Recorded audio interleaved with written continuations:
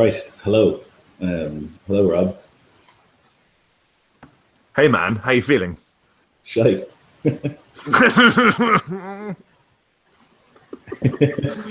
And what better reaction to when feeling shite to go live and talk about role-playing games. So here we are. That's the hangover cure that I have always valued highly. Absolutely, brain power, mind over matter, man. Yeah. So what are we here to talk about today? Two things that like Mike brought up last time, I think, and maybe Jeff. Talked about inter-party conflict and how important that is. That was definitely Jeff actually that said that. Which I think Yes. is just super important. We're going to talk about that. We're going to talk about GMPCs and if you should do them. The answer is no. And probably whatever else comes up in the chat, I guess. I completely agree. And I mean, I guess as a precursor to the first point, then inter-party conflict. I mean, in any film, in any novel, in any TV show, generally speaking, even if you're rooting for the protagonists or the main body of characters that you follow throughout the story, generally speaking, they're not always nice to each other, No. are they? They don't always see eye to eye, and that's what creates tension, it's what creates drama, and it's what builds relationships. And I think you and I have noticed that this sometimes goes wanting in role-playing games. For sure. I think it's because like it's that same thing of like you're playing a game with real people, and everyone wants to have fun in the game, and like no one wants to ruin that by being an arsehole, you know. Is the main thing that I think people are afraid that if they're like rude to other characters or whatever, it might lead to PvP, and that's like so frowned upon. I think incorrectly, but it's something that like people avoid because they don't want to like be the bad guy and like be rude to people. That's a very My good point. impression.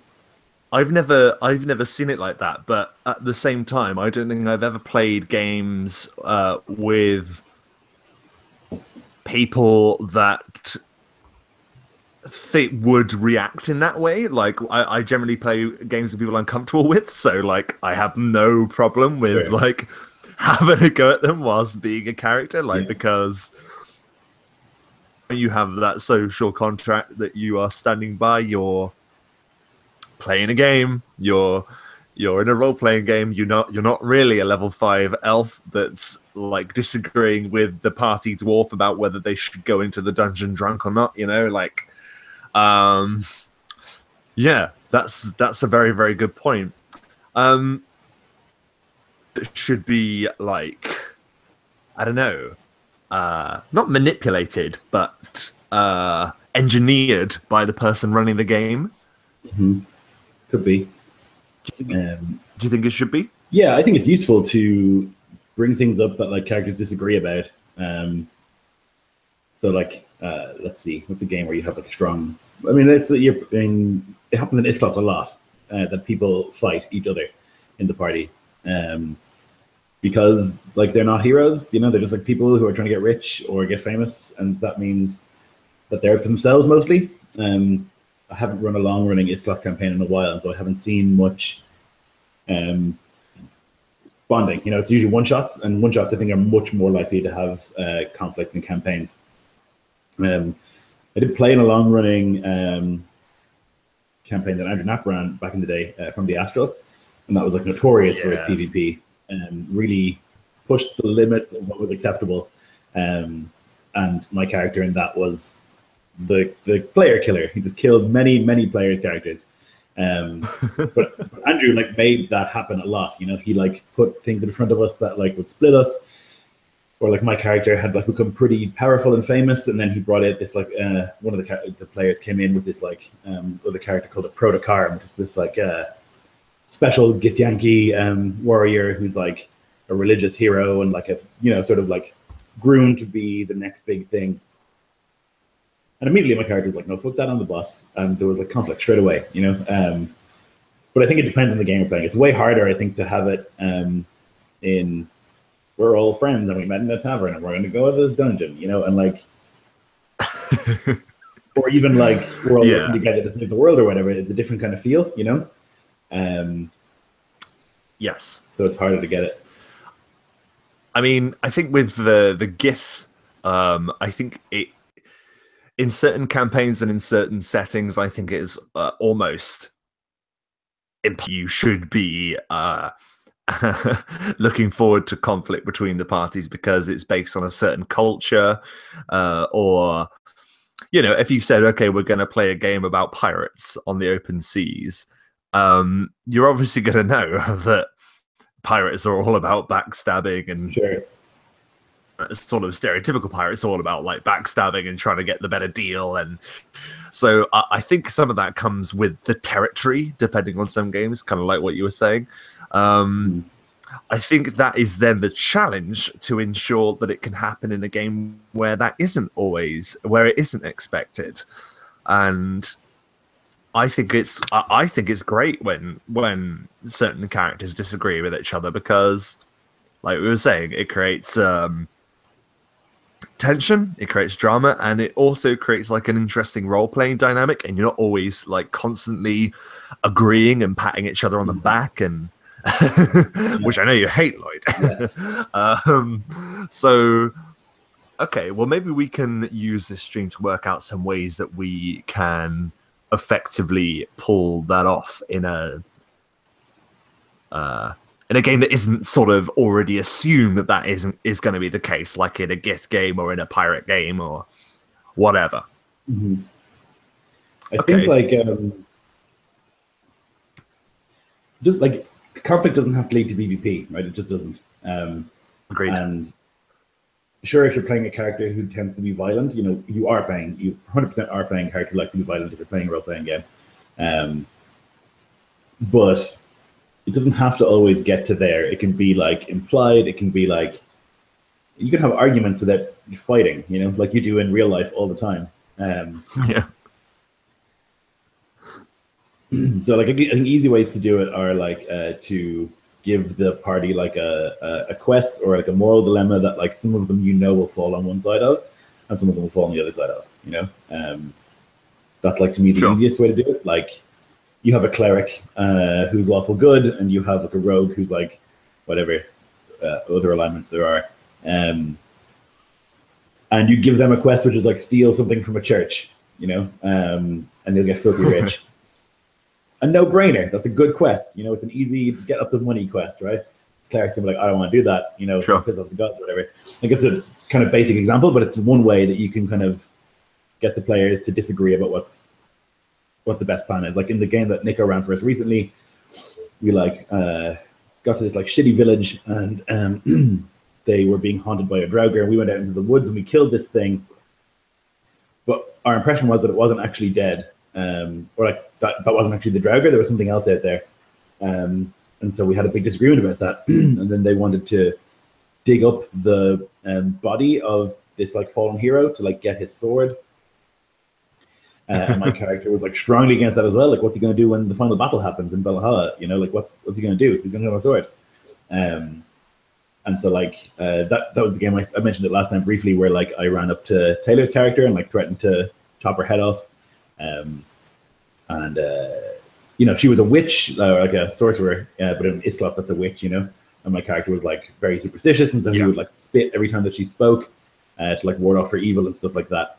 And like that stuff is easy, and it doesn't cause a big hassle for like players and stuff like that. It's just like an interesting way to like, you don't have to get along, you know. You could just be like an expert that they've hired, you know. Definitely. You don't have to be friends. I think where this may be scuppered, however, this theory, and it's a good theory, and it is keeping it simple, it's keeping it to the basics, so that, like you say, there's a cleric and he doesn't want to rob the church. But gaming groups are always filled with different player types, and there are more outspoken types, there are more aggressive types, and there are also more passive types. And I think sometimes there is a tendency for the passive players to not speak up, even if it isn't in the best interest of the particular character, if you know what I mean, Lloyd. Like how, I mean, I suppose that's down to the player, admittedly. But how would you foster a different attitude in those types of players to stick up for their particular characters' beliefs and moral code? Yeah, so against others. Fate has compel. I don't know if you've ever played Fate before. Yeah, but it has like you can compel certain aspects of a character. So let's say you have an aspect which is like I don't know, don't like being talked down to, right? And somebody talks down to you, then you can be like, I don't think you're gonna like that. If there's a mechanical reason in Fate that you need to do that, or that you have to do that, but I think that you can do a similar thing in D&D. Like if you know what a character is and you've been playing with them for a while, and somebody gives them some shit that they should like not accept, then you could definitely be like, would you be okay with that? Like, is that something that your character would be fine with? They would just step back from that. Are you sure? Just like remind them that they're playing characters and that these characters have personalities, and that, like, just because it, like, they would not act that way against an NPC. You know, like if an NPC gave them some shit, they would be like, "Well, fuck you, buddy." But when it's a player, it's a different situation, and it shouldn't be. You know. Absolutely, and I think you've hit the nail on the head. And just what the point that I was going to make about this was that the NPCs in your game can also act as a tool for this. I've mentioned before a campaign where there was a very important NPC who is kind of like the quest giver. It was called Star Thief, and I made a deliberate point for Star Thief to be really nice and forthcoming and sort of on the side of one of the player characters, and really not that against the other. So he was kind of siding with the monk in the party and against the ranger, and was deliberately sort of, even though he appeared to be a good guy at the time, and he kind of was, he was still using that particular player for his own agenda, and was forcing a wedge into the party by just simply being nicer to one of them than the other. So they both had very differing opinions on a particular character and the way that they've been interacted with. And that actually did come to a head with party conflict. And that might be a bad example because it did. The final boss battle of that campaign was a PvP. It was the ranger versus the monk, which I've explained before, at the top of a tower fighting over a hover crystal, which, if removed, would send the entire city crashing into an abyss. Long story. But it's examples like that, though, where an NPC treating one player character differently to another can have very, very dramatic effects. For good or ill, but it was still dramatic nonetheless.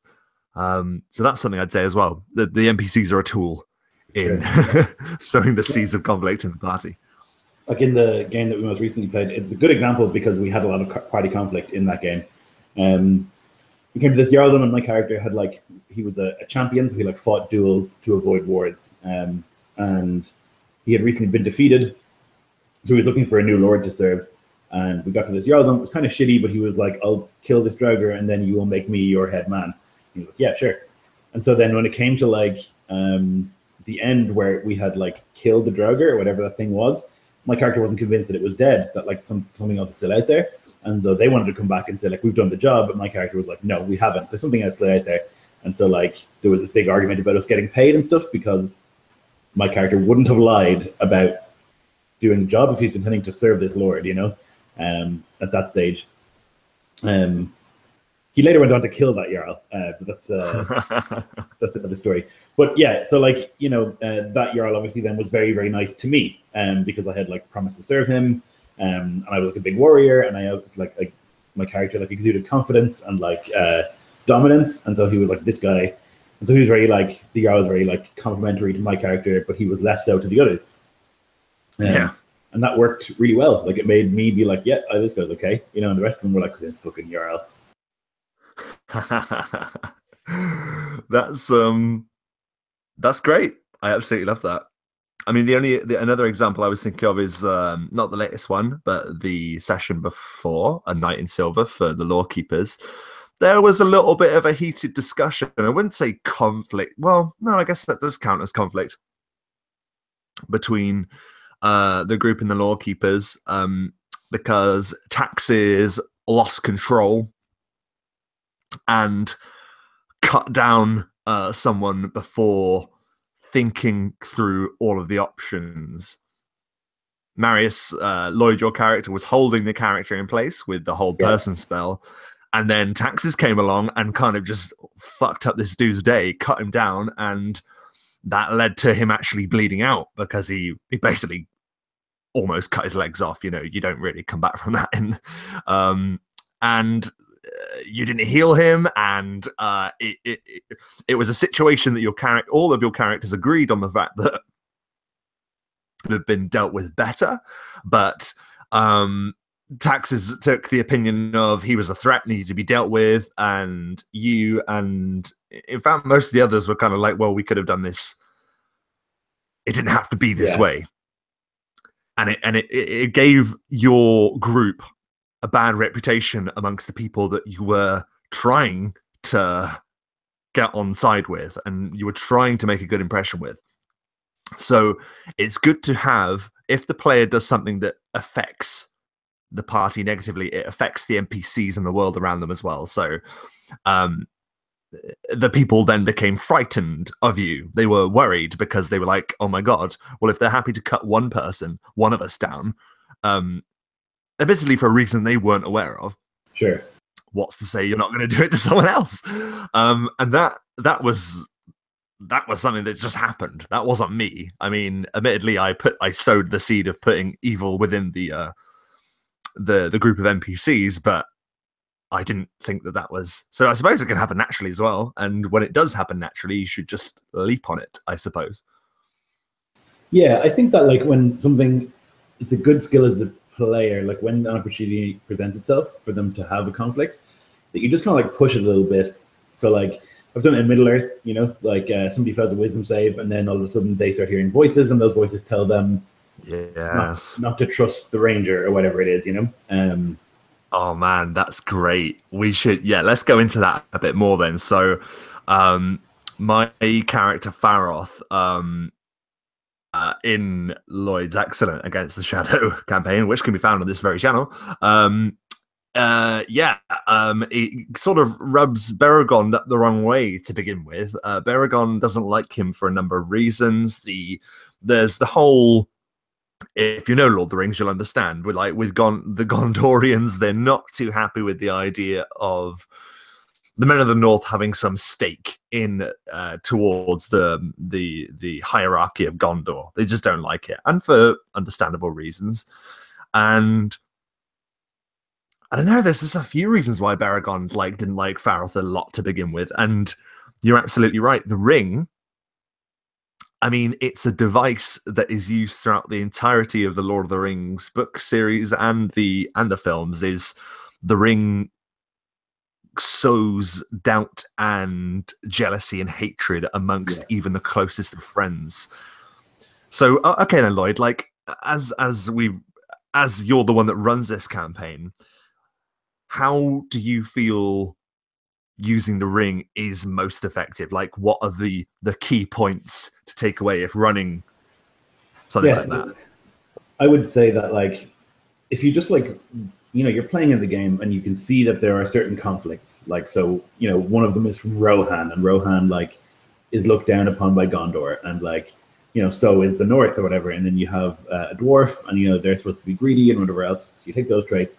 And then whether it's the ring or it's what was it? It was a helmet, wasn't it, that you guys picked up, or a sword? It was a sword. Your sword now, that you picked up off the Black Mandalorian. And whatever it is, it can just kind of remind you of those divisions. It doesn't have to be like, oh, he's bad, but it's just it can say things like, the people of Rohan. What does he say in the movies? You're the lesser son of greater sires, something like that. They're not worthy of you. And if you just put, players are so willing to go with that stuff. And Caius particularly is willing to go with that stuff, And so like all I had to do was like encourage him once or twice to like or just remind him actually of the fact that like he's Gondorian and you're this like rough and ready ranger, and he like did all the work, you know. So I think that's like really effective. Like you just need to, and it's the same with any game that you play. Like no, they're not. Oh, rarely I think they're all going to be from the same village, you know. Yeah, I think so, like with Iscloft, I've done a thing lifted straight out of Adventures in Middle Earth, where I've made cultures for each, like different cultures around Iscloft, you know, and they have their own conflicts and stuff like that. And I actually found already that it's really helping with conflict and stuff, because everyone has their own identity beyond just like, I'm a human fighter. They're a human fighter from Gunland or from Iscloft or whatever, you know, different parts of the country, and they all have different like views and opinions and stuff, and so you end up with conflict like naturally. I think that's a really good tip to take away, in particular from Lord of the Rings, because it is a very good example and a famous example that people will understand. That when you were introduced to Middle Earth in the beginning, you are of Lord of the Rings anyway, even in The Hobbit, I suppose, to a lesser extent, it is a world divided. Like, no one really gets on with everyone else. Like the world of men and elves and the dwarves are greedy and hide in the mountains. No one really wants to help anyone anyway. So I think it's really smart, Lloyd, that you've taken cultures and introduced them into Iscloft, because like Middle Earth, you begin at this state of mistrust already. Yeah. And it's about overcoming those mistrusts that you are basically born with. Like, I can imagine people who grew up in Rohan are told, you know, those Gondorians have no honor. They hide behind their walls. You know, they know nothing of horsecraft. They don't look after their families particularly well, and they lack everything that we hold dear. And I'm sure people who grew up in Gondor are told the same about Rohan, that they're just like these peasant people that ride about on their horses and don't, you know, think anything to do with their heritage. Or, I mean, that's a lie, but I mean, you can imagine that 100%. That's like how it works. Raised, yeah.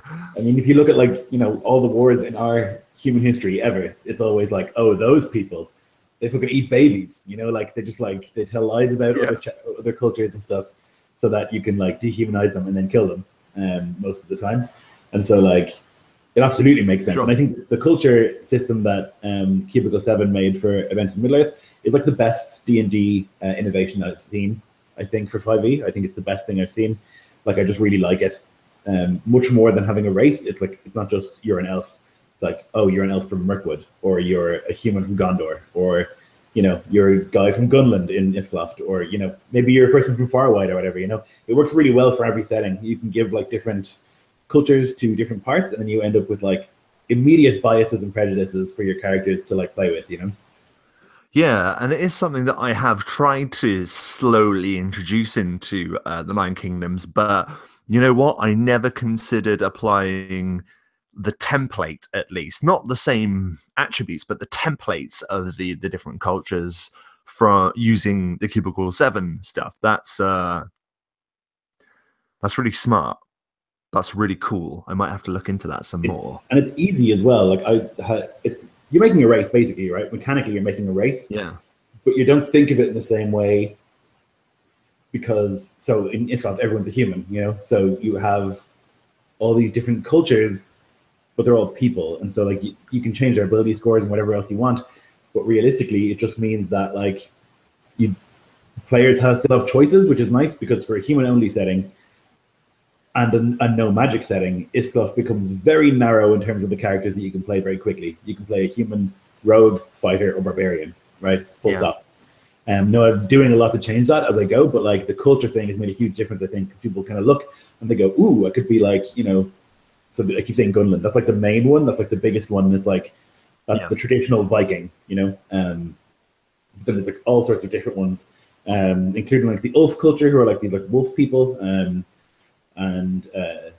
you know, they don't believe in the same gods and stuff. So there's all these different options, and even though you're still all humans, they all feel different, I think, you know. Agreed. And I think there is probably a tendency, like, because like you're saying with Iscloft, like, well, generally you are human. Now, I think that there is the same trap to fall into if you're just playing in your standard D&D races, that you then just say, oh, you're an elf, and then that just must mean this one thing. When in actuality, if we're talking about like something like a thing that would actually exist, like there would be lots of different types of elves from different parts of the world, which would have different.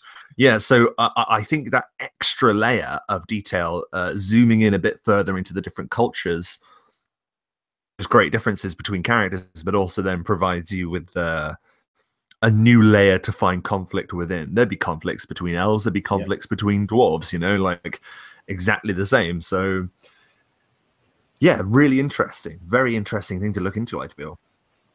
Yep, I think it's great, and I probably will only use that in future. Like going forward with other settings, definitely the approach that I would take, I think, because I just think it's really satisfying. Wicked. Shall we look at some of the chat? Yeah.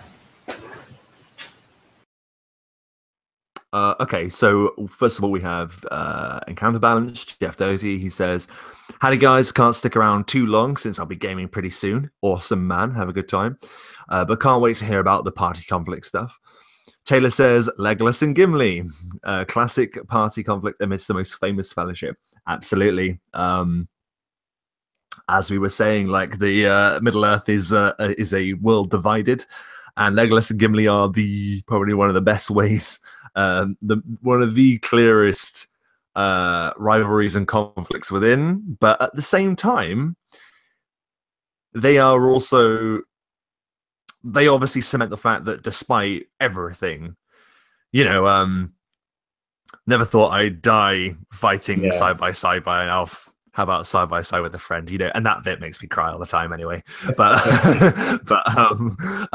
yeah, absolutely, I completely agree with you, Taylor.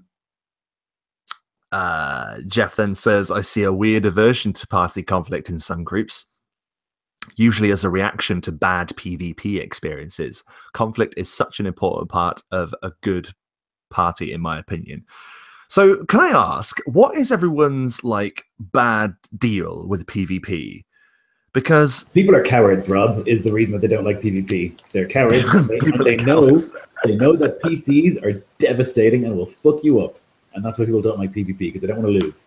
That is my honest opinion. That's my what I see all the time, is people don't want to do PvP because if you're coming up against me, I'm going to beat you in PvP, you know? And if you come up against Dennis, he's going to kill you in PvP, like no question, you know? So like, people don't want that, and people don't want the hurt feelings that come with it, right? If you're playing a campaign and you die to an enemy, the GM is thrown in front of you, it's like, oh, okay, that was pretty, you know, unfortunate, but it was like part of the story. But if it's like me that does it, you know, and we're like playing together, then it's all this like, oh, right. It's like this weird, it's a social contract thing, where they're like, no, I don't want to die to like another player. That's like not what I'm here for.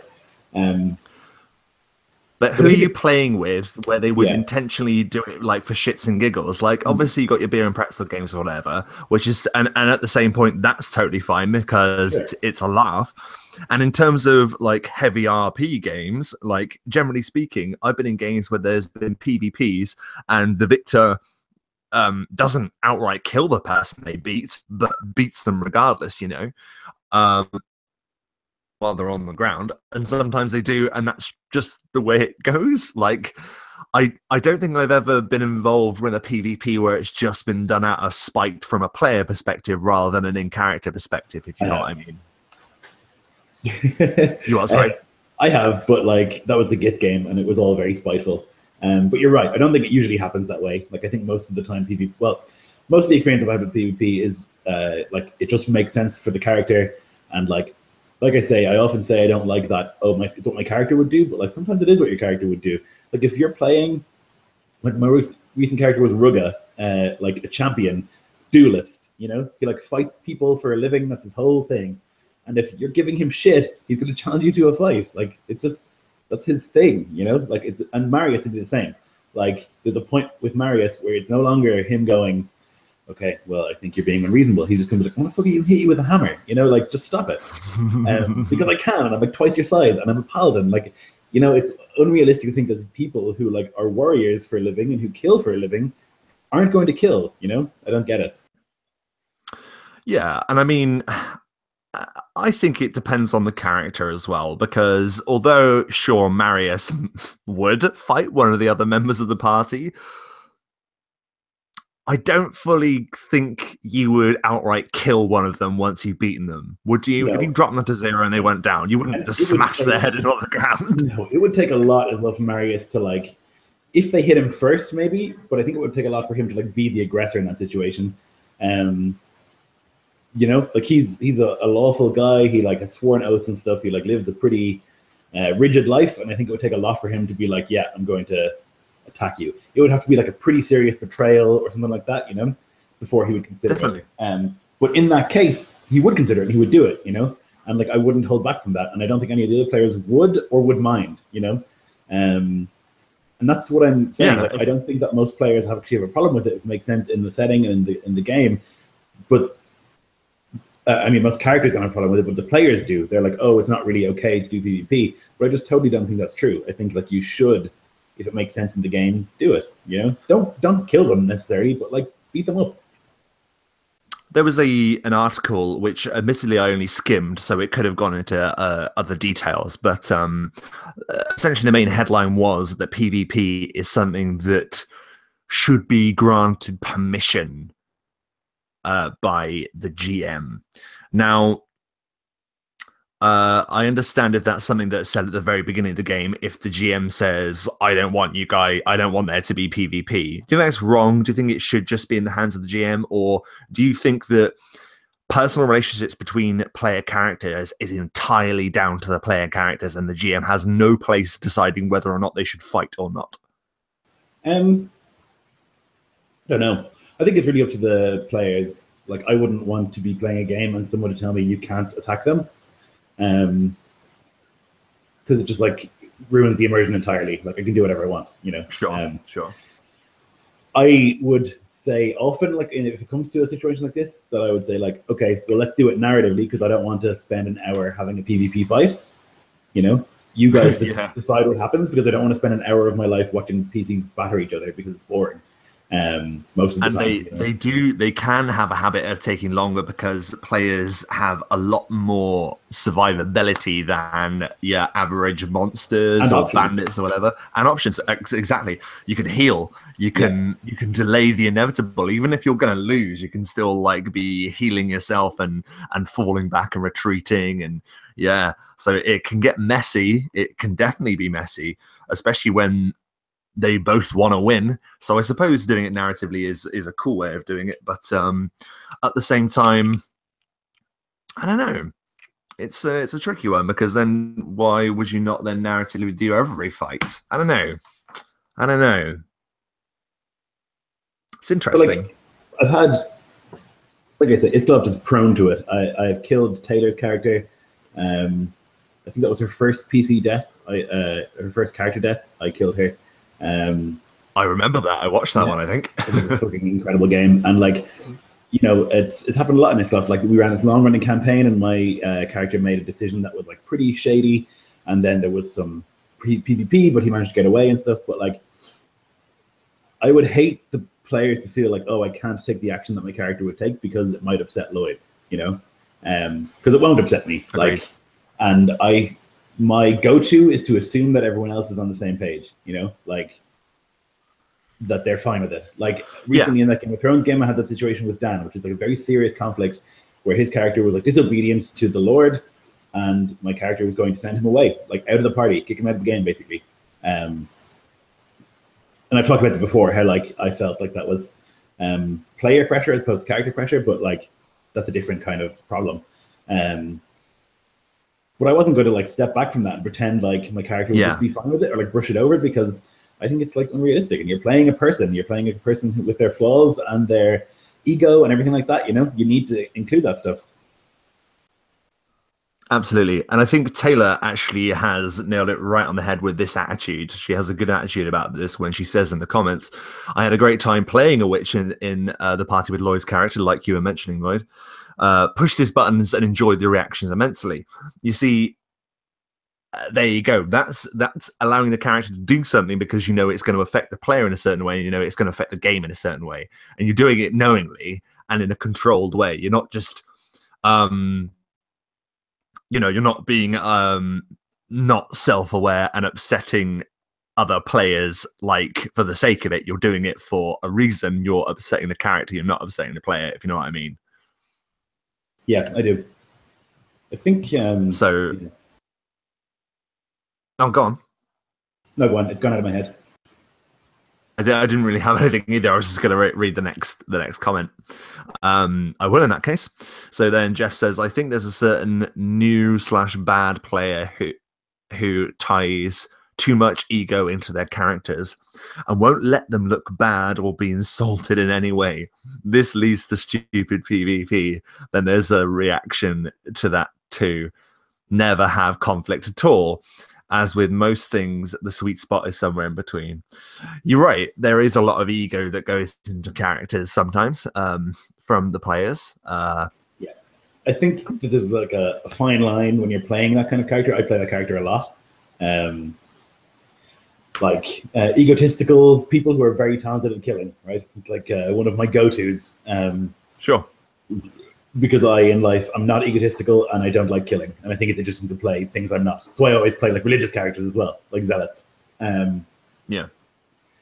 But, you can like take insults to your character and respond with like violence. Not violence, or respond with like insults or like threats, but you don't have to respond with violence. You don't have to respond with your guy leaving the party because someone talks shit about them, There are other ways to deal with it. Yeah. And there is, and in a lot of ways, if you're really thinking about this tactically, and even if you are, as a player, wanting to just get one, like, I'm not condoning this kind of behavior, but if you did want to get one over on another player character, the smart idea would not be to go into PvP straight away. The smart idea would be to wait for the right situation before you make your action. Wait until you have backup, or wait until the other player is at a disadvantage before doing that. The wise thing is always to wait and to keep your mouth shut until you're ready, rather than just reacting like on the spot. I'm not entirely condoning that kind of behavior in players to hold grudges, but I mean, it makes sense, and it does lead to stupid PvP. So there is stupid PvP that does happen. There is. Yep. But it doesn't have to be, When people people think that all PvP is bad, and I don't agree with that at all. I'm with you there too, man, because I've seen some excellent PvPs that have been stunning, and some PvPs that have been completely stupid, but stupid in like a humorous way. Like, two martial characters in a campaign I ran once kept bickering about who was stronger, who was the mightiest, just like, like cheeky chat amongst the party, like having a go at each other. And then it came to a head where they decided one night around a campfire that they were going to once and for all decide who was the mightiest warrior. So they agreed to strip their armor and just do like a bare knuckle brawl to see who was the best. And although it didn't resolve anything whatsoever, the characters still didn't like each other very much afterwards. It was still funny, and it was still cool for those to clear the air, in a sense, to just let them roll a few dice, and it was funny. No one died. It was bare knuckle, like it was non-lethal damage, and it was fun, and everyone enjoyed it. Yeah, I think it's fine. Like, we had a big conflict in it didn't come to PvP, but it was like really powerful conflict in that Viking game that Nico ran, where we were besieged. The city that we had like built up from the ground was besieged, and in the night, the three of them. So the party, like, they started adventuring, and they were like level 5 when I came into the campaign. So I was like newer than the rest of them. At this stage, we were like level 10, and they like left in the middle of the night to go find this. So we had discovered this Loki stone, like a stone from Loki that you could use to like fucking set the world on fire, basically. And we had hidden it and buried it underneath like a sacred grove and stuff, so that no one would ever find it. but we were besieged. And so they, in the middle of the night, snuck out of the city and like went to go get that. And so my character woke up the next morning with the army at the gates and like his most powerful and most loyal people gone, and like lost his fucking mind with rage, you know. And when they came back, he was like, "Get the fuck out of my city! You're not welcome here anymore. Like, you abandoned me when we needed you most. Like, I nearly died. Like, what the fuck?" It never came to PvP at that stage of the game, but like it was close. And you know, like I think other people would be like, "Oh yeah, okay, well you got the Loki stone. Doesn't fucking matter. Like, you still abandoned the character, you know." And your character should like freak out about that stuff and should like be rude about it, you know.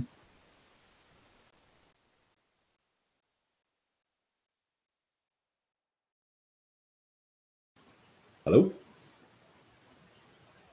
Uh-oh. Looks like Rob has dropped. Okay, so let's see. I don't know what the hell he was reading. What was the last thing he read? I wish I had listened more carefully. I'll just read one of these at random. Oh yeah, okay, let's go with this. I played in a year-long weekly campaign of standard fantasy D&D. We had a party druid, put a big ego and was always poking things. We ripped into him all the time. It was pretty good fun. Yep, I think that's fine. I think like taking the piss out of characters is good and useful, and you should do it. Particularly characters who take themselves very seriously. I think that's like a good way to build like rapport in the group. And like banter is really important in a role-playing game. That you're, I think it's important in like a tropey sense. Like that's what adventurers do. They like banter back and forth and yada yada yada. You know, giving me a Legolas counting the kills or whatever it is. And that's important, but also like taking the piss out of each other, and like particularly if somebody like Marius is a really good, a good person to take the piss out of because he takes himself very seriously and he's like a great warrior, you know. He takes himself very seriously, but it's good that people will take the piss out of him. I think it's like necessary. So Jeff says conflict is not PvP. There's a point where escalating conflict further is absurd. I think kind of the silly answer regarding setting up party conflict in a good way is to pick responsible and mature players.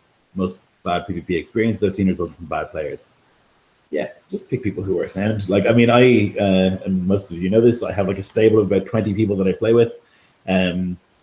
Occasionally I bring new people in, whatever, but like I'll always have enough people in the game that I know play in a way that's similar to me, so that when I run that game, I can expect a certain kind of game, and that if I put things in front of those players, if they're going to like engage with the thing the way I need them to,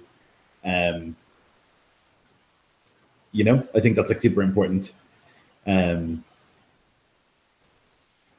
Just know who you're playing with. You know, playing with strangers is fun, but I would do it in one shots, and not in a campaign. I would never start a campaign with people I don't know. And you might be, you know, you might be Chris Perkins. I still wouldn't invite you to campaign to like, play a few games with you. You know, like, doesn't matter who you are. Because I don't know if we play well together. You know, like maybe you're like not suited to my game, or I'm not suited to yours. You know, and you find that out by playing is the only way you can do it. And I realize it's unfair for lots of people because, you know, you can't play with everybody. And when I tend to pick people I played with before, it makes it really hard for people to get into games. But that's fucking life. My life is too short to play with everybody, and I'd rather play games that I enjoy.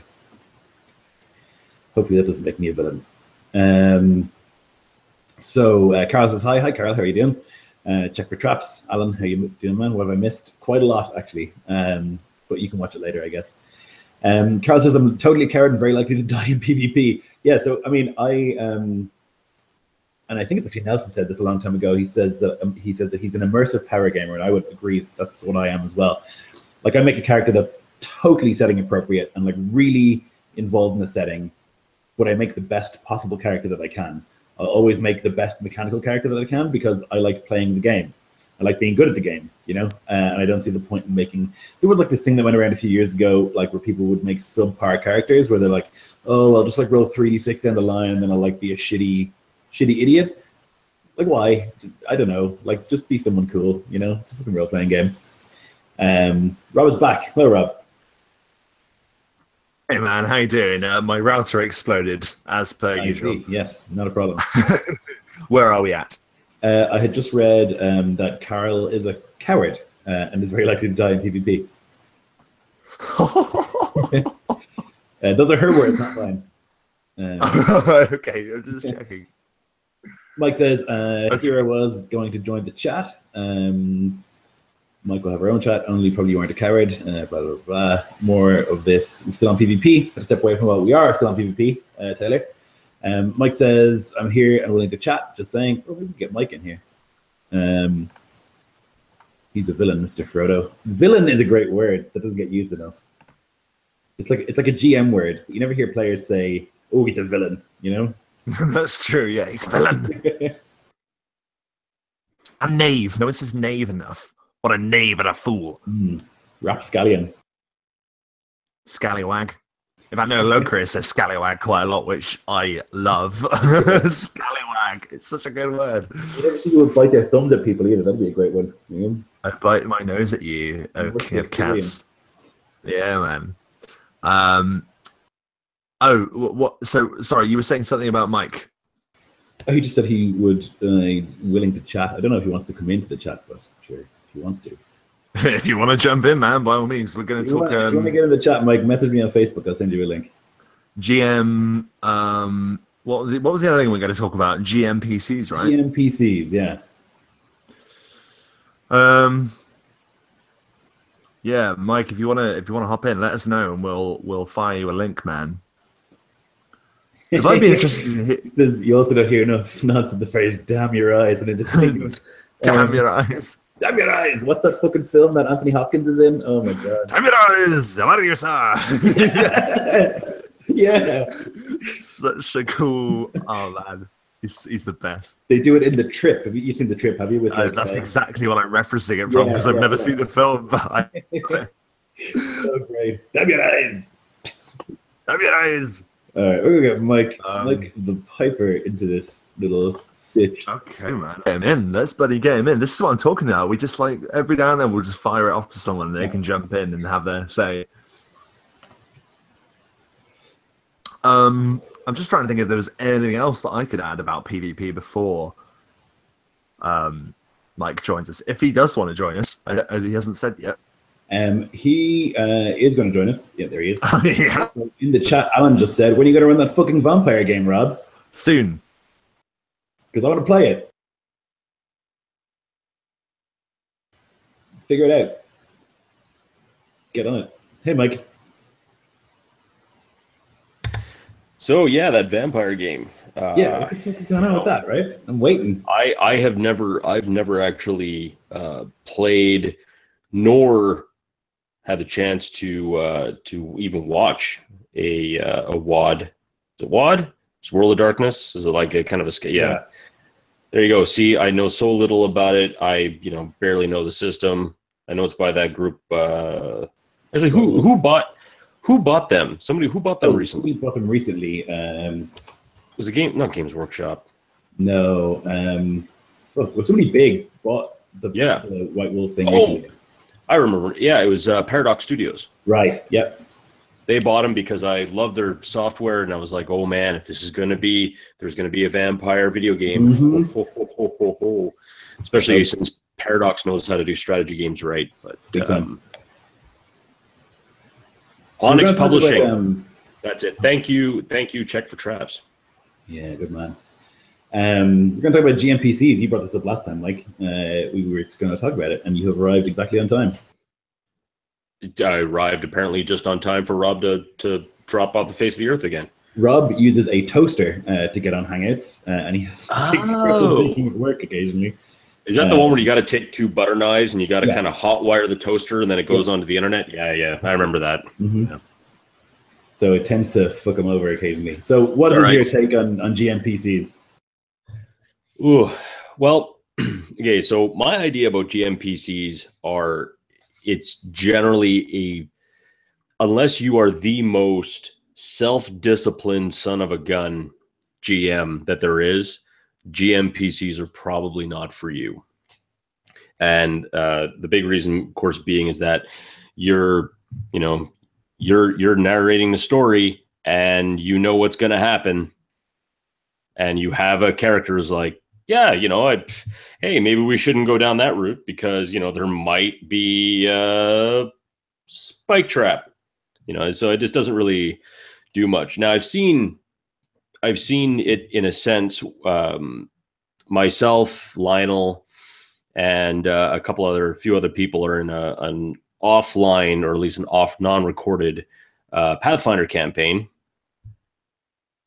No dweeb, no nerd, no. Okay, all right. Anyway, now my GM, or the GM of this game, his name is Dan. Super amazing GM. Now this guy he's that grognard. He's that guy who's been GMing since before, like right at the beginning of D&D. He played 2000 AD. He played all of these like really old RPG games that are brutal and unforgiving. So I mean, he knows how to play. He knows how to work a game. And he made this NPC for us once. This priestess, and we all just liked her. All the players just like, man, she's great. She's funny. She makes fun of Lionel's character like all the time. She's great. She's coming with. And so we decided to have her come with. And it got to a point where we just didn't let her go. It's like, like she never asked to like leave. She's like, oh, and that was how good. That's how good the Dan, or GM, is. Just like, you know what? No, man, it's you guys do what you want. And obviously, there's not going to be anything silly going on, but if you want to have her come with, sure. But she's going to need to get paid. And the best part is he doesn't through her try to direct the story. He says, okay, if you want that, cool. And she'll agree. And sometimes he will put her kind of thoughts into it, but never in an aspect where it's like this NPC is now leading people by the hand, or is now dominating in combat, and that's the way I feel that things should go. Like, hey, I don't know what to do. I'm an NPC that has a couple of spells and can help you guys out in a jam, but what are you guys going to do? Like, we have in Nico's Game of Thrones game, we have an Aegon with us who's like a Targaryen bastard, and he's an NPC. He's been with us a long time, but he doesn't really do anything. Like, he's in the party ostensibly, but the party is huge because I'm a lord. It's like a house, so there's lots of people. And he is an NPC, and he's with us on our adventures and stuff, but he doesn't he doesn't conveniently drop plot knowledge, which is, I think, what a lot of people think GMPCs are for, to like lead you to a certain place, or like to encourage you to act a certain way. Like, I've seen games where like heard of anyway, where the GM like places a high level paladin in the group to make sure they don't fuck around, and like, that's not right. That's not what it's for. Like, if you want to put a PC in there, they have to be like plot important, or they have to just be like a bystander, I think, and really consider if you need them, I think, is the big thing. Because for me, like, you have a party of adventurers, and I don't know why they need to be taking NPCs with them. Like, sometimes in this loft you might have thralls, like people who are your servants and stuff, and they might come with you, or you might have squires in Game of Thrones or whatever. But like, you're not expecting them to like do the heavy lifting. You're not expecting them to like, you shouldn't expect them to like drop any plot knowledge or like setting knowledge on you. Like, they should just be bystanders, I think. Are you back, Rob? Not happy, mate. My router keeps rolling a 1. Hey, Mike. Hey, Rob. You entered, I exited. Yeah, I know. Most people now believe that you and I are actually the same person. So whenever you go off, I come on, and vice versa. But you're very good at voices, and I like to think I have a few good voices. So maybe that is true. Maybe we are the same person, just bouncing between accents. That's pretty, That's true. But whenever I become you, then I must get like a way better looking. So there is that. So I don't know how that. In a fucking room. Lois is jealous because he loves you. That's all, Mike. Legit. A pretty lovable fella. One thing I didn't, I was curious about though, Lloyd, when you said you had an Aegon in your group, and you said he was a Targaryen bastard. Like, Is he a bastard who happens to be Targaryen, or is he a Targaryen who is a bastard?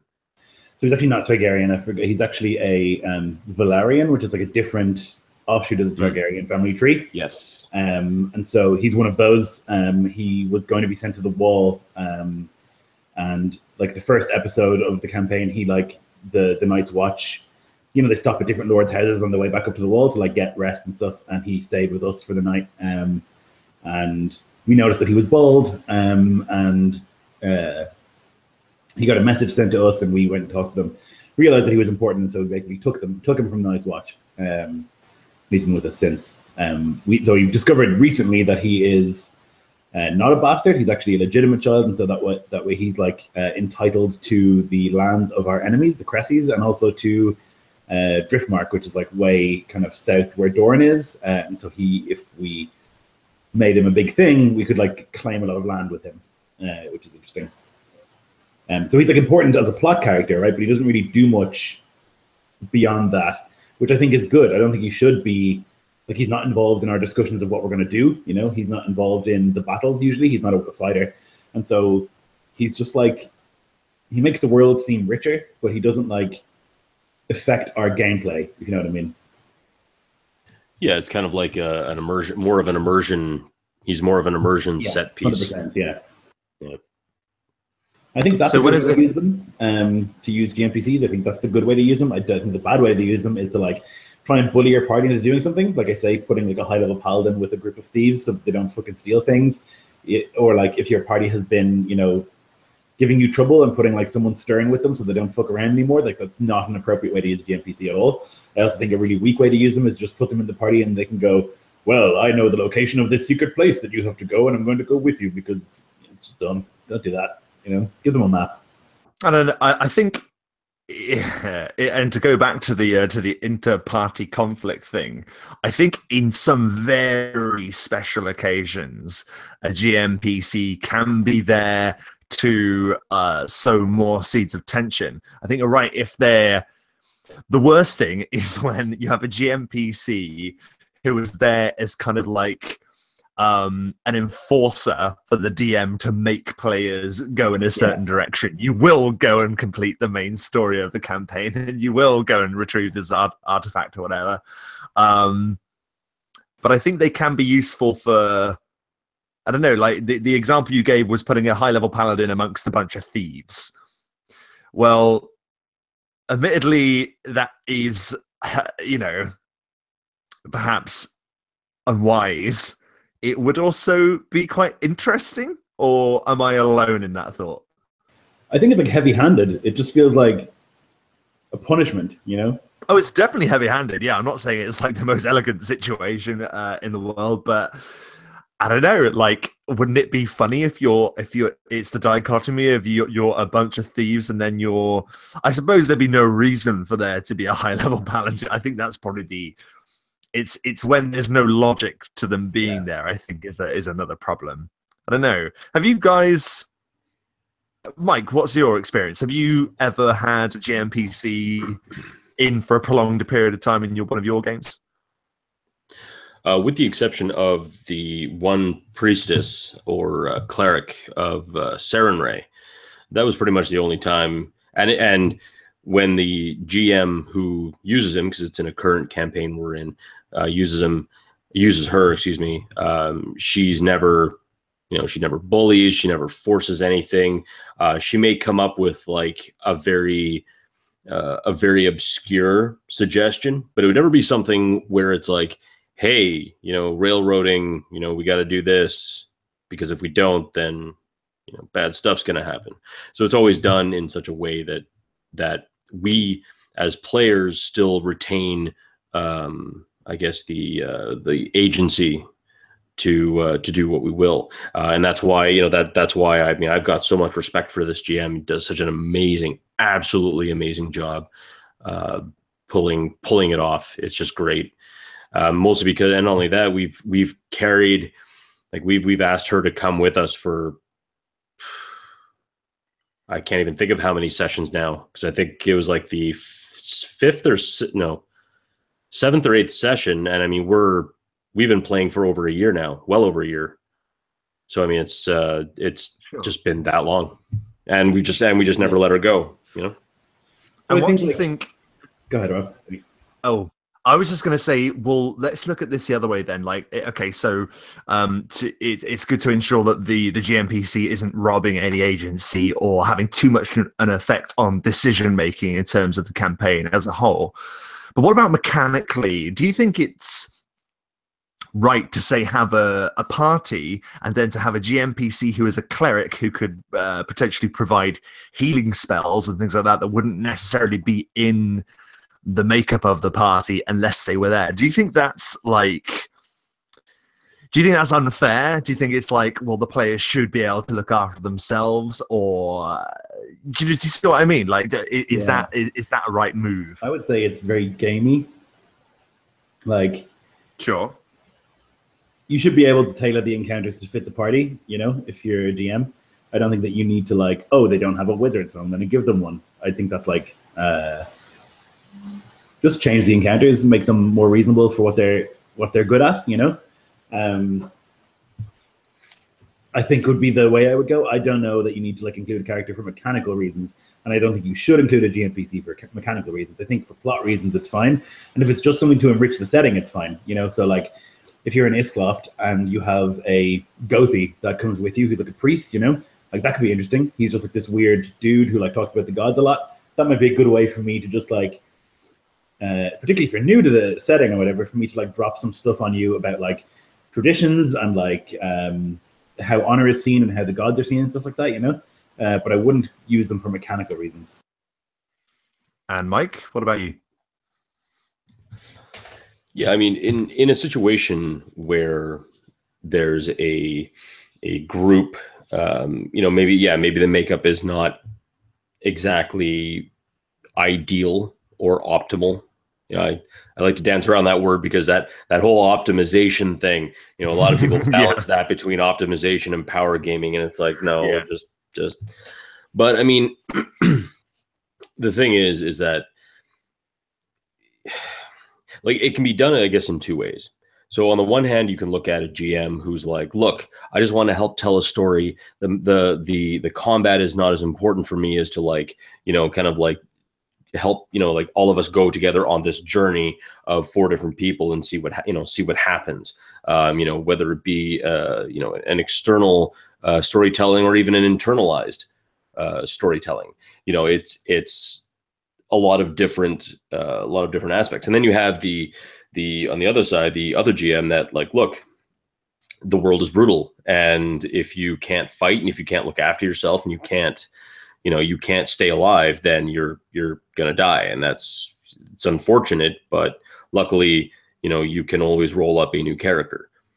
So there's different aspects of it. Now, on the one hand, I can understand that, you know, if like in my situation, it's different because we just wanted to bring this character along. Whether or not this character can heal is of no consequence because we also have both a paladin and a druid. And the Pathfinder rules for druids and for paladins are a lot different than in 5e. So they have that healing capability, and it's fairly strong. So in our case, it's more of a, you know, we really want her to watch her make fun of Lionel's character because it's really, really funny. So I mean, there is, you know, that's part of a thing too. But the other thing is that, you know, she has some pretty awesome abilities. You know, she can cast mid-level damage spells, and I play a sorcerer in that campaign, so I cast my own, you know, mid-level damage spells. So I mean, we try and lay waste, but it's still a difficult, you know, very difficult encounters.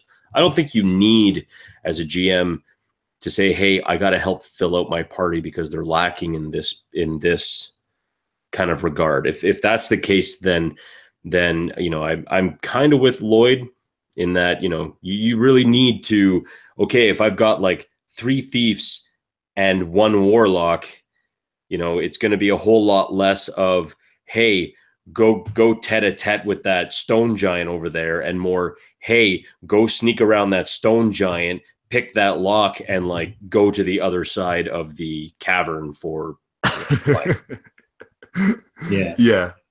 No, I'm with you, man. Okay, what about this then? Because I'm sorry, I don't know how far we got into the chat, but I saw that Alan Hardaway from Check for Traps has has asked a question that I think is pretty great. He says, "What do you think of hirelings, like the party hiring fighting men, a rogue, a cleric?" And I suppose at this point we've got to ask ourselves: are we allowed complete agency, complete freedom in the world? Where do you draw the line with a GM? If the party have enough gold, what is to stop them from hiring 12 fighters to come with them into the dungeon? Like, what do you think about the players taking that on and then thrusting that role on the GM when they hadn't necessarily thought of that for the campaign they're running? So I don't think anything stops them. And I think they can do whatever they want with their money. And if they want to hire people, that's fine. But those people aren't PCs. And so those people will likely die in the dungeon, you know? Because like if the PCs are going somewhere, it's probably going to be dangerous for them, and they're exceptional, and so there's a good chance that those people are going to die, and it's going to be money down the drain, you know.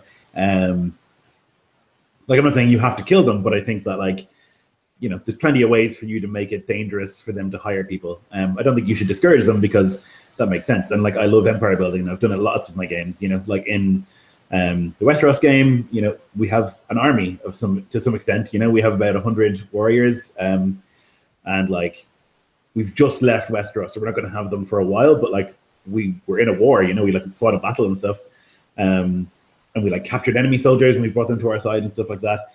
In the Islav campaign that Nico ran, like I was a Jarl, and like we did a lot of that. Like every time that we fought people, every longship that we like encountered, I would give them the choice. You can serve me after I killed their Jarl, which is almost always what I did because I was a duelist.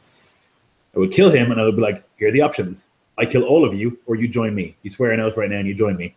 And it was usually more eloquent than that, I'll say. But that works really well, you know, bringing people to your side and stuff. And so we end up with like a huge force. I think that's fine. Just measure the threats, you know, and like there are some things, you know, when they have all these people, then the threats have to go up, you know, so you're no longer fighting solo battles, you're fighting battles. You know, if you have 100 men or 10 under your command, then you should be fighting a lot more enemies. And the challenge remains roughly the same, and you can give those NPCs names and personalities and everything like that. I think that's really good to do. They shouldn't just be like, oh, you've hired 12 knights, you know. It should be, here are the knights and they all have different personalities and stuff. That's a lot for you to manage, but I think it's worthwhile. But just change the challenges that they face, you know, rather than having them come up against like 5 enemies who are like all named or whatever. You have them come up against 50, you know. Definitely, yeah. What about you, mate? You know, hirelings can do 2 things. One, yes, they can definitely help fill out a role. For example, if it's like, well, hey, you know, to help move this story along, you guys have to do something that's just a little bit out of your abilities. So, for example, let's say you're in a town and you're trying to be a part of this faction. It doesn't necessarily have to be like, you know, a trophy faction. It could just be a group of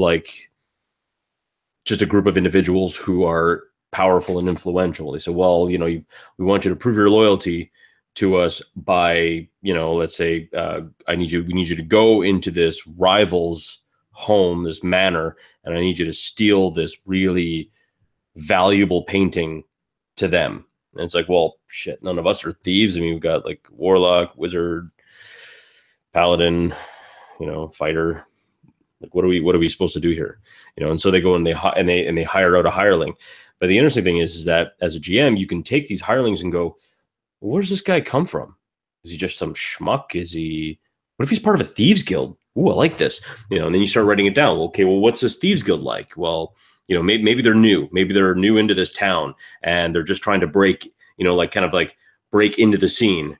No pun intended, or every pun intended. Take your pick. You know, maybe they want to establish themselves, but you know, this town or this city is big and, you know, it's faceless, and, you know, maybe they just need that one thing, that one big bust to really get them into it. And it's like, what a coincidence. It's a good thing these guys came along. Yeah, we'll help steal that painting. You know, we'll give you this guy. He's pretty good. So, you know, they hire him for X amount of gold and they go and they steal this painting, you know, and maybe maybe it's like, hey man, your only job, and this is again is up to the PCs and the GMs. Your only job is to, go into this place while we provide a distraction, maybe fight some guards or something, while you go and steal it. GM can make their own rolls, see how things work out, and if they do, there's the thief with the painting. Okay, you meet us here, and now all of a sudden, you've taken that one hireling, and now that hireling has meant something and has added more to a story. So that's one thing I do love about hirelings. Now, at the same time, one thing I really don't like about hirelings is the fact that there's a good possibility that they can be spammed. So it's like, geez, you know what? We've got more gold. And that's another thing about 5e, right? Is that it's a little bit harder to spend gold than it is when you acquire it. So it's like, well, geez, you know what? We each have like 500 platinum. Hey, let's just hire like, 50 dudes to come or walk, 50 people to come with us. And if anyone tries to mess with us, and then you start getting that like murder hobo mentality. Like, let's just go into this town. Well, we're going to take it over because we can, and like you have like these 50 well-trained mercenaries just march into town with them. And then they just start dropping fireballs and everyone's just, but like they take over the town, right? And like that's not a problem. And then they take over another town, that's not a problem. And then the king finds out, and then he sends an army, and they get fucked. Or definitely, and I agree. Oh yeah, I agree 100% with that. But I mean, if you're trying to, again, this is if like this is totally counterproductive to the story, and it's like, and they're just going off in another direction. It's like, okay, well. And I can see how you start spamming it and spamming it and spamming it to a point where it's like, this is going a little gonzo. You can't buy everyone in the whole kingdom. But you got to consider is that like they need to feed those people. They need to like house those people. They need all this stuff. Like they're not just walking around in the wilderness, right? They can't. Like you can't wander the wilderness with 100 people with you. Like that's an army, and you need a supply train, and you need everything else. So it depends on how realistic you want to get your games. But in my game, if you have 100 people with you, I'm going to be like, how are you feeding these people? Yeah, didn't think about that. Okay, you're starving. Figure it out. With the same mentality, though, and by the same logic, I love the idea. I completely agree with you both that yes, absolutely. With more GMPCs or hirelings or whatever, you increase the challenges. With those GMPCs, you can augment them with personalities that then develop their own kind of storylines. But you also have the fact that these people were bought, and if they can be bought by the players, they can also be bought by the antagonists. They can be bought by other people. Can you imagine if you show up to like a sting operation or something, you've hired all these people, and then you're talking to the main villain, and he says, it's just a shame that your men happen to like gold more than your company. 100%. And it is then that you discovered that the villain has gone behind your back, has done a Tywin Lannister, has written them a bunch of letters saying, I will pay you double if you betray them at this point. So it is something that can work against them. It is something that enemies can do as well as the player characters. So I think you're right. It balances that out. And I suppose, like all of the things that I suppose we try to include in our games, it does nothing but enrich the possibilities that choices create. Another really good thing you can do with it, and this happened in the Iscos campaign, is that we had a crew for a longship, right? We had 30 people, right? So there's the 4 of us, and then we had 30 other NPCs. And all of those NPCs had names, and all of those NPCs had personalities. Not very fleshed out, but they all had names, right? And so we grew to like some of them. They had different rankings among us, and like who was, this is where the eagle feeders came from. That's like the first time we used the word eagle feeders. They were like the top tier, whatever. And so we knew those NPCs quite well. And then the great thing you do with that is there's a battle, and one of them dies. And you're like, oh fuck, that's heartbreaking. We've like come to love this person and like respect them as a warrior and whatever else. And it's a really good way to like have a death in the party without killing a PC, which is super useful, I think. So that's like something you can do for sure. Like name them, make them characters, and then kill them. Oh, yeah. You really like that guy, huh? He's your favorite guy? Yeah. Yeah. You guys ever read some George R. R. Martin? Yeah. Little Song of Ice and Fire. Remember that guy? Remember that guy who saved your life? Remember that guy who had a wife and kids? He's dead now. Or just give him really trivial problems, like the guy's behind on his rent or something, or like he gets arrested for like assault in the street or something. So they might be problematic. It might be fine to hire these people, but they might get drunk and start fights and like cause you to have a bad reputation and stuff. So yeah, like there's that to consider as well. It's cool. Are there any other examples of GMPCs other than hirelings, I suppose, and people that help progress the plot? Like, have there? I suppose the naturally occurring GMPCs as well. Like, to point to your Lord of the Rings game, Lloyd, Erlander is a ranger that we discovered who had been captured by orcs and taken to the stronghold known as Gundabad in the north of Middle Earth. He was just out running away as he'd managed to escape. Like, what was your intention of including him into the campaign, Lloyd? Did you think, oh, this guy is going to be hanging around forever, or is that something that happened naturally, or what was it? I wanted, at that stage, I knew that you guys were going to go to Arnor and that you wanted to like go talk to the people, and I wanted you to have a leg to stand on, as opposed to just coming back and being like, I would like to be the king now. Like, to have somebody who was your that wasn't going to work. That wasn't going to work. So I wanted like the opportunity, and like it didn't have to work this way, but it did, because you guys are good role players, and like your characters are like good of heart, you know. So like you like took care of him, you like whatever, and so he has now a good opinion of you. And yeah, I wanted it to be like also a way for you to realize what's going on in Gundabad, like that there are people that you know who are there. And so you're like more invested in fixing it, you know? Yeah, I just thought it'd be fun to have like someone from your past show up, and that'll happen again in Middle Earth for sure. Especially now we're starting to go to like people's homelands, you know? We'll see a lot more of like people that you recognize, people that you know. And he was GMPC, but he actually didn't do anything. You know, he like occasionally would fight in a battle, but really I would just narrate what he did. Like he didn't really contribute mechanically, you know. He was there, just there, you know. Yeah, and I think it's also less jarring because, like you say, he was there to give us originally to sort of, you know, give us a bit of exposition of what's going on in the area and stuff, and to harken back to my character's background. But I think because he then went on to then help us in fights, it wasn't a jarring. It wasn't like we're like, oh, Lloyd's dropped in this NPC to help us fight these orcs or whatever. It is something that just happened naturally, where the character was with us for a good reason and contributed in his own way, rather than just saying, this guy's with you now, accept it. Yeah, interesting. Like, you didn't have to save him either, you know. You could have let him die, or you could have left him, you know, or you could have been like Erlander, this guy who gave me shit my entire life. How convenient that he's now weak and pathetic before me, but you didn't do that, you know? And all of that would have been accepted by me. You know, it doesn't matter what you guys did with it. I just wanted to put a situation in front of you. And that's generally how I GM. I just put stuff in front of players, and I'm just like, let's see what they do with this, you know? Is my plan most of the time is to just like play reactive as opposed to proactive. Definitely. Yeah. What about you, Mike? Have you ever found that there's been NPCs that have become accidentally more helpful to the party over time, or what are your thoughts on that? I mean, I'm just trying to think myself. I mean,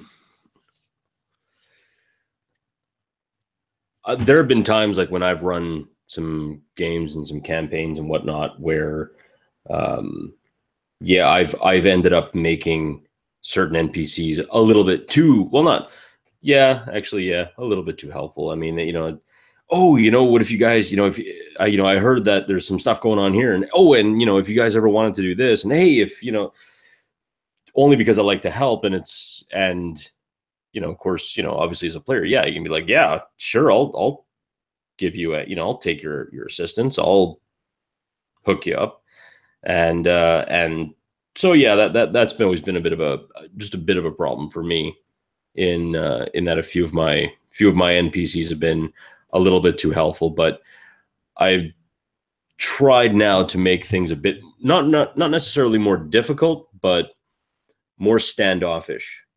Because for example, in the Foundation game, there is, you know, there will be a chance where, you know, if the players decide to, you know, try and talk to one of the, some NPCs or a different lord. Now that I actually have a relationship matrix built into all of my leaders and everything else, now when they go to talk to certain individuals, it will either be easy or it will be quite difficult. Some won't even treat them. Some will. Some will be like, yeah, hey, come on in. Hey, I heard what you guys did. Right on. Like, let's sit down, have some wine, talk to me. What's going on? You're in charge of this town. Then other people would be like, you're in my town. You are sullying it just with your presence. Get out. Unless it's something really important. But and that's the way things are going to, and that's the way things are going to be, because right now, everything is kind of up in the air, and certain players know certain things and other players are kept in the dark about certain aspects of what's going on. So while, for example, both Lloyd and Dennis's characters know a lot about the elves and their culture and society and hierarchical structure, other players know about the the structure of the different nobles in and around Althera. Matter of fact, it'd be Nico's character knows about different rumors and other things that are going on that kind of make things a bit more intriguing, while Lionel's character knows more about the different factions and religious sub-factions within those religions, and what their ambitions are. So I decided instead of building wide, I decided to build deep, fairly deep, so that there are things happening that are becoming the story, and what the players decide to go into is what's going to make the story, even though other things are going to continuously happen as they develop certain plot lines or go into it. Yeah, and I think that's what definitely makes that kind of game, which you've already done wonderfully, by the way.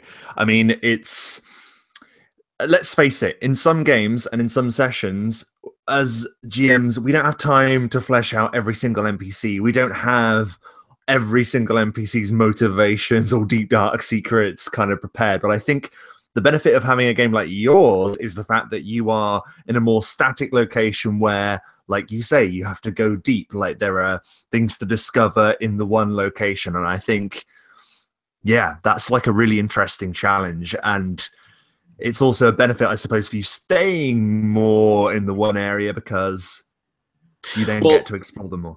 One of the things that you can... Sorry, Mike, go ahead.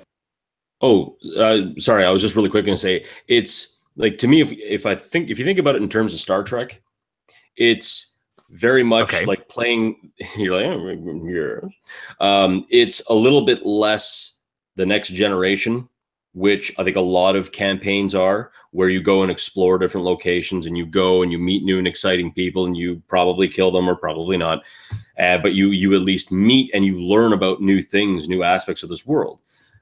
In this game is more Deep Space Nine, where it's like, yeah, we'll go out and do some exploring, and we'll go out on diplomatic missions, or we'll go out and visit different cities, but our main focus is right back in our station, in our big space station known as King's Gift. Like this one town that will eventually grow and grow and grow, until it becomes a megaopolis and seeks to consume everything in the known world. It's that's a genius way of looking at it. Yeah, that's absolutely spot on. I like the idea that there are elements of the world that come to the setting of the campaign rather than you go and discover them on the journey. I love the way that you've turned that, man. That's genius. I love that. Yeah, and I mean, it's the end. The end. Yes, Lloyd. No, sorry. If you have lots of NPCs that you need to have in a place, you don't have to make them. Have the players do it. Like, that's what we did with our crew in the Isklov game. Like, Nico was like, you have a crew of 30 people. Who are they? And so, like, between sessions, like, I sat down and I wrote a list of 30 Viking names, and then, like, I sent them to the players, and we decided who was who and who did what and where we got them from and stuff like that. And like, so it was like easy for Nico, and then we sent him the list, and then he could at will basically reference that and say somebody had done something. Similarly, good players will make up NPCs. I do it all the time. As Magor, I'm constantly like looking into the army that I have, and I'm like, Willem, come over here and do this thing, or you know, whatever. Pick a Westerosi name. Just like pick somebody out, make a name, and then like you have an NPC. And like I did that recently with Willem. He was just like this fucking guy who was like holding a prisoner, and like I called him over, and he was just like loyal and stern. Just fucking love him now. You know, I'm terrified he's gonna die. So I think it's a good way to do it. Is like have your players come up with the NPC names, have your players come up with the NPC characters, like especially in like a static setting like Foundation or anywhere that you have a town or a city, like it's easy to have players come up with stuff like that. Or like there was a game that Lionel ran for me, which is fucking great. He ran this Warhammer game, and like I was a priest of Ulrich, and I would like do this, my character like run around, do a lap of the city every day. I was exercising. He would always stop at this particular little tea booth and drink a cup of tea with this like random tea merchant, and like just like I threw in loads of stuff about him, and then that became the character. And I think that that's really, really useful, and I think more fulfilling for the players too, because they have like some input as to who the NPCs are. Yeah, I definitely am in agreement with you there, because yeah, having the players be able to just okay, so you want to talk to one of the guards? Yeah, what's his name? Like, I don't know, you tell me. And I think that's brilliant too. And that's one thing I've been trying to do more of, is to let the players kind of dictate stuff. Like, for example, like you guys, you wake up in the morning and somebody's carved something, on the indoor. What is it? What's it a symbol of? So just, like little things like that. And then that helps build story, and it helps build player immersion into that story, because not every player is going to say, yeah, he draws like a big dick or something. Not every player. Yeah, okay, except for Rob. Not every player. I'm there, man. You've won me over already. But like a lot of players were, at least ones that, that like if you want to play a chuckle game, no problem. You want to be silly, go for it. I think there's while there are like definitely people who take the game way the hell too seriously, there are also people that, sorry, what I should have said was there are people that take it way like too little, like not serious enough or hardly seriously at all. And then there are people that take it way too seriously. And it's finding that nice little like balance in the middle. And I don't think anyone should, like tell anyone otherwise. So it's like, if you want to just be, if you guys want to have a silly, fun game, and go for it. But at the same time, I mean, most, like a lot of the people that I play with, I prefer to take just a little bit seriously. Like it's fine having like fun, silly jokes or, like that sort of thing. Cause when you play in a small group setting, you develop a culture. Every campaign develops its own culture. And I think that's just like a fascinating sociological experiment. But, like private jokes or like lines, or for example, in my in this Pathfinder campaign I'm playing, my character made fun of Lionel's character. This is a running thing, but Lionel's character is a ranger who isn't very good at speaking to people, and he's even less so at speaking to members of the opposite sex. He's very shy. So when he tries to talk, like it's always an awkward moment. And, my character coined his character Stumble Tongue. And then that's just a thing that's just carried on through for like many sessions. And you just have a laugh about it. But I mean, that's the way it is, right? You could have, look at another example, dinosaur lasagna. It's like this one little thing, and it just blows up into something funny. And a lot of people, especially now, and we're in an age where you go onto YouTube or you go onto Twitch or any other of that social media stuff I know little about, and then you see all these different things. Green Flame for Acquisitions Inc. and Critical Roles. How do you want to do this? Or Dagger, right? Everyone.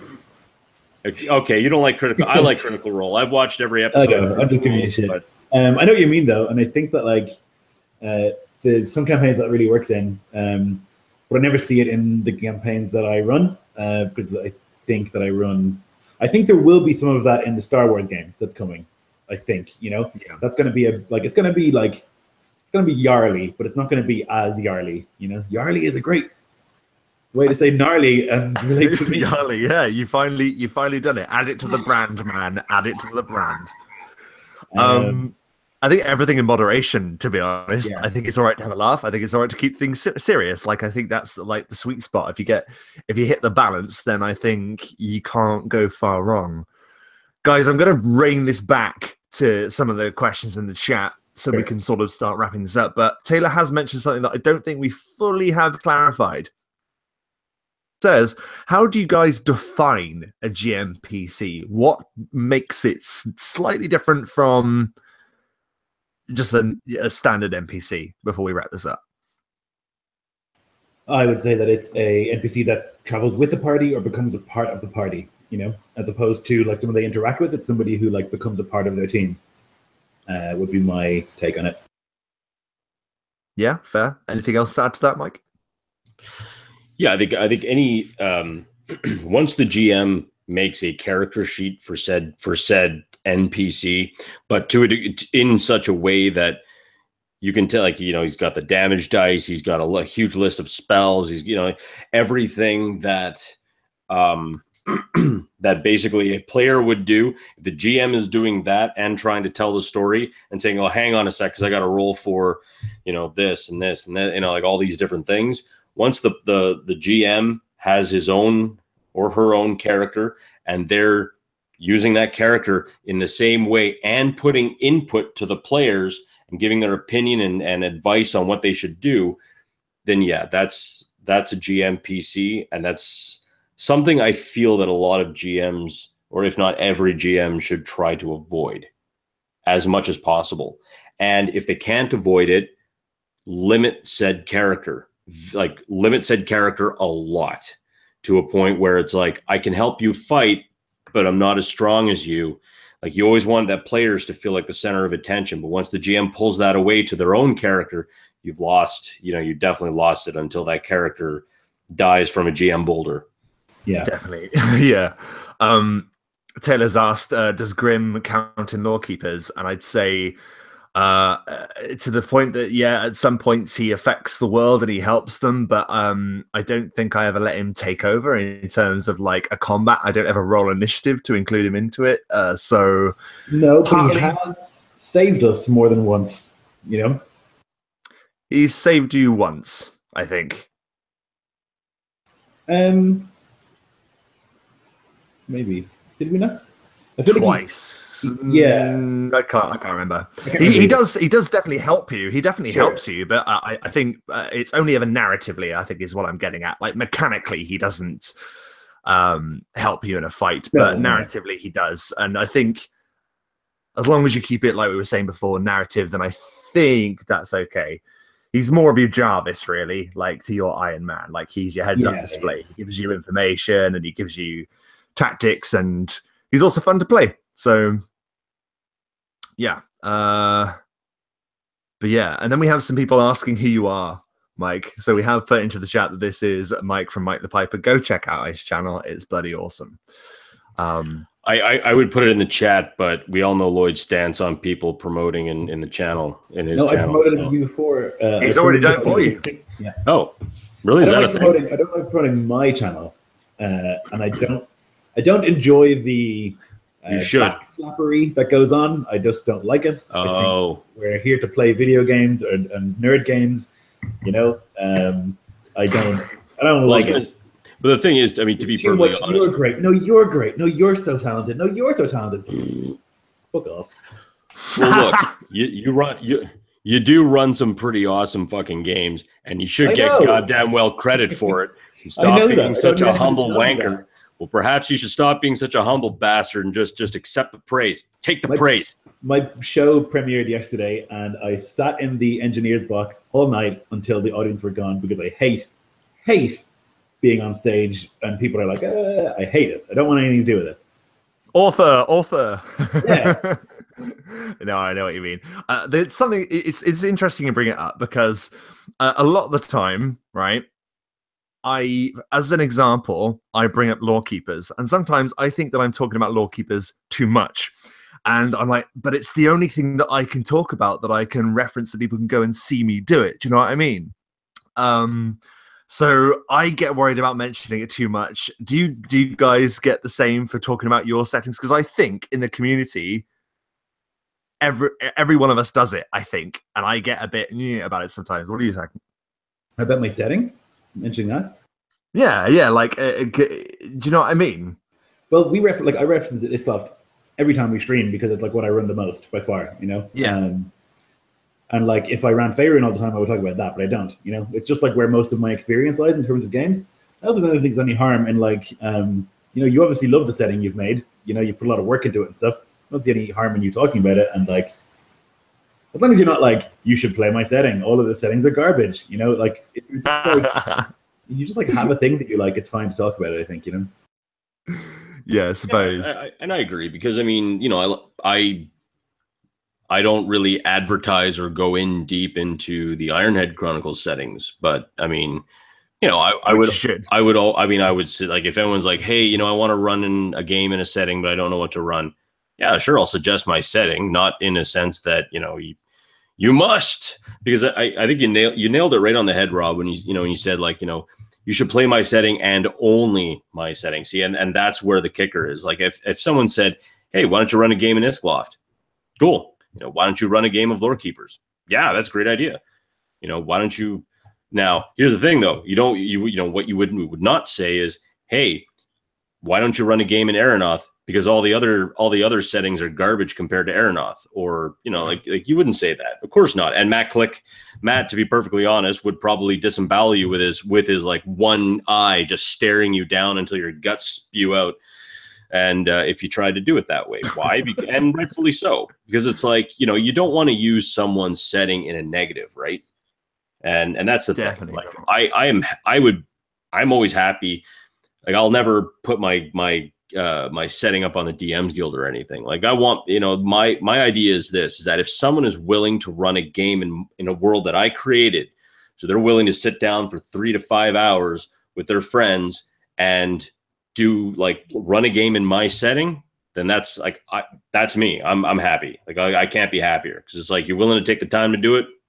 Good on you. But I would never want to like cut someone else, you know, cut someone else's settings down. I mean, except for Faerun, fuck that place. But anyway, as you know, it's besides the point. I'm going to run a game in Faerun in Thay. That's what I'm going to do next. It's my next game. People give Faerun a lot of shit, and I give Faerun a lot of shit, but there is like 3 things that are good about it, and one of them is Thay, I think. I'm going to do it sometime. Yeah, I think there's lots to be gained from basically any setting, really. I think at the end of the day, they're all down to interpretation, aren't they? And it's what a different GM will do with the content given. That's where the interesting stuff comes up. As we're talking about future games, Mike, have you got anything else in the pipeline at the moment? On the 27th, I have the very first session of my Star Wars West Marches campaign. Actually, I shouldn't say mine. It's all of ours. All of us that have gone into to doing this thing is called the Corporation, and it's going to be a series of one-shots that are eventually going to tie into each other, whether directly or indirectly, and we're going to see what happens to these poor folk. They have to run some illegally obtained Bacta. So it should be like no problem, right? Yeah. That's so cool, man. That's awesome. Plug is something that I'm about to put an interest post up for probably as soon as this stream is done. Keen. It's going to be called Songbirds. It is based around the bardic faction within my world, and I would like you to imagine Spinal Tap and the Blues Brothers, in the sense that, of getting in trouble with the authorities, as well as being musicians and stuff, in a grim, dark, street-level urban fantasy kind of way. I'm going to do it as a one-shot and see, basically trying to play gig after gig, trying to feed yourself whilst being bards in a very dangerous part of the world. What is it like to be an entertainer when the other job is to go out into the world and kill monsters? What's it like to just sit around and talk about it and sing songs about it. This has so much campaign potential. It's just nuts.